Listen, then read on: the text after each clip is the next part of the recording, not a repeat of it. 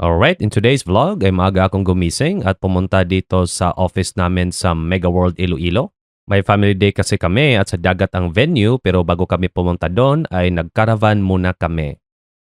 Halos nasa 50 ang mga sasakyan na dumalo sa caravan na to at isa ako sa mga participants at pang number 37 ang sasakyan ko. At dahil 7 a.m. ang registration sa venue kaya maaga kaming umalis dito sa Mega World papuntang Uton. At dito kami dumaan sa Sunset Boulevard kasi mas maluwang dito kumpara sa main road papuntang Uton. So napakaganda ng umaga nung umalis kami kasi walang ulan at diretso-diretso lang yung takbo namin at pagkalipas ng mga mahigit 20 minuto ay narating na namin ang Arevalo.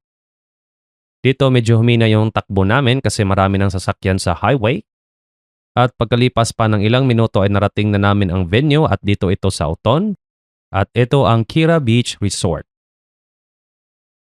At ito ang venue na napili namin kasi mahaba ang mga coastline dito sa Uton so kahit ilang libo kami ay kasyang-kasya kami dito.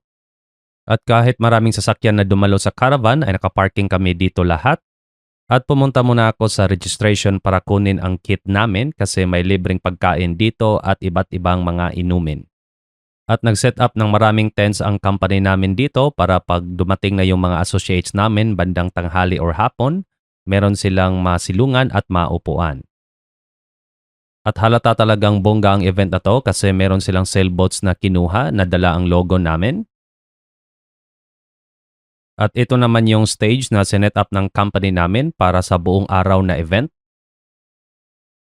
At dahil sobrang aga kong dumating dito at medyo inaantok na ako, so napagdesisyonan kong umuwi muna sa bahay at magpahinga at mamaya ay isasama ko si Bella. So, nakatulog ako ng 6 na oras sa bahay at tanghali na kaming umalis papunta sa Uton ulit. At dito kami sa Santa Barbara dumaan kasi may shortcut dito pabalik sa venue.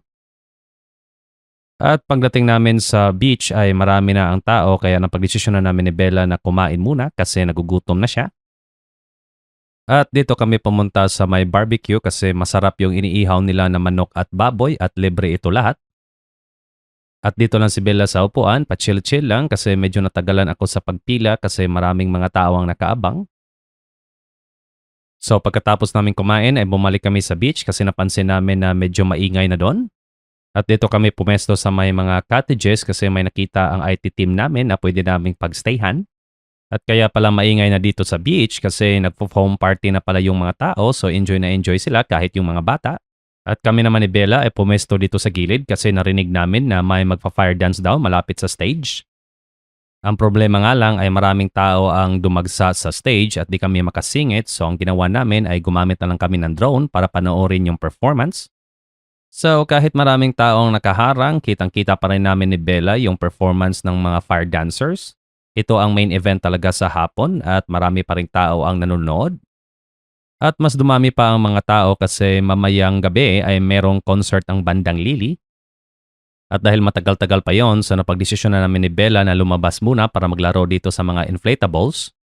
At dito talaga siya nag-enjoy kasi kita nyo naman sa video para siyang kuneho na patalon-talon. At kahit maraming bata na kasama ang mga associates namin pero na-accommodate pa rin sila lahat kasi marami tong mga inflatables na nirentahan ng company namin. At nung gumabi na, ay bumalik kami dito sa cottage kasi magsisimula na ang concert ng Bandang Lili. Kalya Lili talaga ang original na pangalan ng bandang to at sikat na sikat sila noong mga early 2000s. At in fairness, napakaganda ng performance nila kasi nag-enjoy talaga yung mga tao at napaka-interactive din nila sa mga audience. Gusto ko sanang kumuha ng malapitan na shot sa bandang to kaso karga-karga ko si Bella so dito na lang kami sa gilid kasi kahit medyo malayo to sa stage pero kitang-kita naman sila. At pagkatapos ng mahigit 1 oras na concert ng bandang to so ito na ang pinaka-culmination ng party namin. So ito talagang ginagawa namin every year bago namin tapusin ang aming family day ay nagpa-fireworks kami. At kita nyo naman sa video, napakabongga ng fireworks nila at di talaga tinipid. At matagal din natapos ang fireworks display pero pagkatapos nito ay diretso na agad kaming umuwi ni Bella kasi natutulog na siya. So napaka-memorable talaga ng family day na to at hopefully ang family day namin next year ay mas bongga pa rito.